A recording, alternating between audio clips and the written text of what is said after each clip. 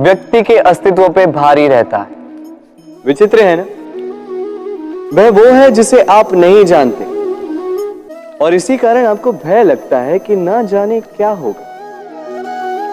भविष्य वो है जो अब तक घटा ही नहीं, तो जो घटा ही नहीं उसके विषय में चिंता क्यों? आपके हाथ में है वर्तमान। वर्तमान के कर्म सत्य मन से कीजिए और सोचिए ये कि अपने कर्मों को और कितनी श्रेष्ठता से किया जा सकता है। इसलिए आप विश्वास कीजिए, यदि वर्तमान के कर्मों को आप सत्य मन से करोगे तो भय स्वयं ही निकल जाएगा और भविष्य का फल अवश्य ही मीठा होगा। इसलिए भय और भविष्य से डरना छोड़ दीजिए, इस वर्तमान को जी। जीवन में हम कई लोगों से मिलते हैं। आप भी ऐसे कई लोगों से मिले होंगे जिन्होंने स्वयं को असफल मान लिया, निराश हो चुके, जिन्होंने ये स्वीकार कर लिया है कि इस जीवन में उनसे कोई कार्य हो ही नहीं पाएगा, वो कुछ कर ही नहीं सकते, किसी कार्य के वो योग्य ही नहीं। किंतु ऐसा नहीं, इस संसार में ऐसा कुछ भी नहीं है जो योग्य नहीं है। कोई ऐसा अक्षर नहीं है जो किसी मंत्र का भाग ना, कोई ऐसी जड़ी बूटी नहीं है जो औषधि ना, कोई जो समय आने पर अमृत ना बन जाए। और इसी प्रकार कोई व्यक्ति अयोग्य नहीं होता, उसे अयोग्य बनाती है उसकी सोच।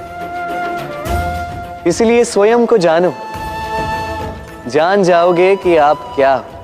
अपने अंतर मन को जगाएं।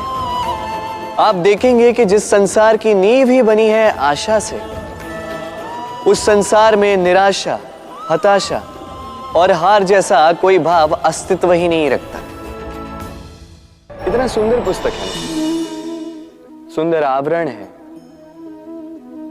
सजाए हुए पृष्ठ है,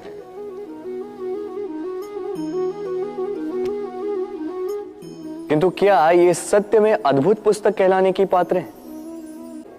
प्रेरणादायी है, हमारे लिए मूल्यवान है। कैसे निश्चय लिया जाए इस बात का? अब आप सोचेंगे कि सीधी सी बात है, आवरण को देख के पुस्तक की गुणवत्ता कैसे जानी जा सकती? इसके लिए तो आपको उसे पढ़ना होगा, उसे समझना होगा, समय देना होगा, है ना? बिल्कुल उचित सोच रहे हैं आप। बस आश्चर्य की बात यह है कि पुस्तक के विषय में आप ये सारी बातें जानते हैं, किंतु किसी व्यक्ति के विषय में आप ये सारी बातें मन में नहीं लाते। व्यक्ति का मूल्यांकन भी उसके वस्त्रों से, उसके शारीरिक रूप से या उसकी सुंदरता से नहीं किया जा सकता। उसके लिए आपको उस व्यक्ति को पढ़ना होगा, समय देना होगा। पर हम क्या करते हैं? पहनावे, रंग, सुंदरता को देखकर आकर्षित हो जाते हैं, उसे प्रेम समझ बैठते हैं और आए दिन कोई ना कोई ये कहते सुनाई देता है कि उसकी प्रेम कहानी सफल नहीं हो पाई, उसे छल मिला।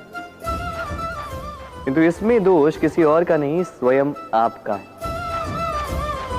आपने उस व्यक्ति को समय नहीं दिया, आपने उस व्यक्ति के विचार नहीं परखे। प्रेम 2 क्षण में बनने वाला पकवान नहीं है, इसका स्वाद चखने के लिए आपको जीवन भर का समय देना पड़ेगा। तो समय दीजिए, एक दूसरे के रूप से नहीं, आत्मा से जुड़ी। निश्चित ही मन प्रसन्नता से कह उठेगा। नहीं होगा जिसने वृक्षों को ना देखा, वृक्षों पे इन पक्षियों को ना देखा, इनके घोंसलों को ना देखा, इन पक्षियों को अपने छोटे छोटे बच्चों को भोजन कराते ना देखा। संसार का सबसे ममत्व वाला दृश्य होता है।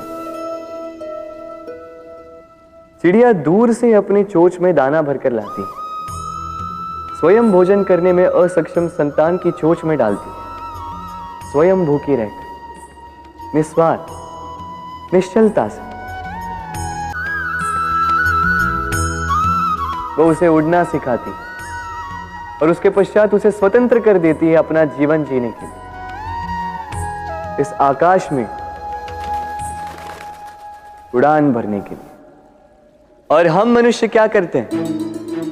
जिस संतान को हम पंछी की भांति पालते हैं, उसके पंख निकलते ही हम उसे बांध देते हैं, ये सोच के कि कहीं वो दूर उड़कर न चली जाए।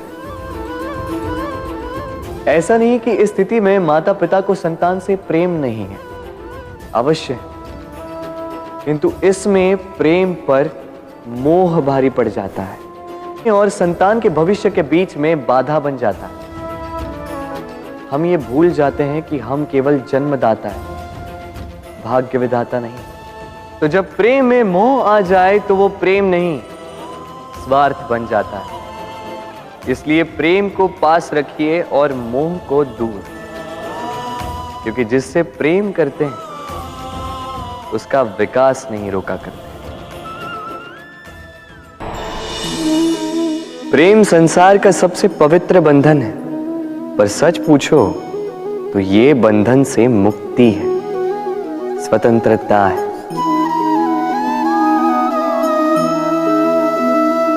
नहीं समझे? समझाता हूं।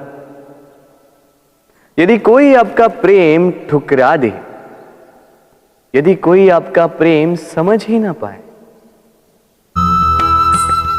कुछ उदास हो जाएंगे, कुछ छल करके प्रेम पाना चाहेंगे, तो कुछ बलपूर्वक प्रेम पर अधिकार करना चाहेंगे। किंतु यह आवश्यक नहीं कि जिससे आप प्रेम करते हो उसे भी आपसे प्रेम, क्योंकि प्रेम कोई वस्तु नहीं है, न राज्य है न धन जिसे आप बल से अपने वश में कर सको। प्रेम वो शक्ति है जो आपके लिए हर बंधन तोड़ सकती है, किंतु स्वयं किसी बंधन में नहीं फंसती। तो जिससे भी आप प्रेम करते हो उसे स्वतंत्र छोड़ दीजिए, क्योंकि स्वतंत्रता ही वो भाव है जो जीव को सबसे अधिक प्रिय है। प्रेम सच्चा होगा तो उसे अवश्य समझ में आए। तब तक के लिए निस्वार्थ भाव से प्रेम कीजिए, स्वार्थ हट जाएगा तो प्रेम आ ही जाएगा और मन प्रसन्न होकर बोलेगा, राधे राधे। जब भी प्रेम की बात आती है, हम सबसे पहले मन में एक नायक और एक नायिका का चित्रण कर लेते हैं। क्यों? पर क्या प्रेम केवल नायक नायिका के आकर्षण का बंधन है? नहीं, प्रेम तो परिवार से हो सकता है, माता पिता भाई बहन से हो सकता है, सखा मित्रों से हो सकता है, देश और जन्मभूमि के लिए हो सकता है, मानवता के लिए हो सकता है, किसी कला के लिए हो सकता है। पर प्रेम कभी उस पन्ने पर लिखा ही नहीं जा सकता जिस पर पहले ही बहुत कुछ लिखा हो। जैसे एक भरी मटकी में और पानी आ ही नहीं सकता। तो यदि प्रेम को पाना है तो मन को खाली करना होगा, अपनी इच्छाएं, अपना सुख सब त्याग कर समर्पण करना होगा। अपने मन से व्यापार हटा दो, तभी प्यार मिलेगा। प्रसन्न होकर बोले, राधे राधे।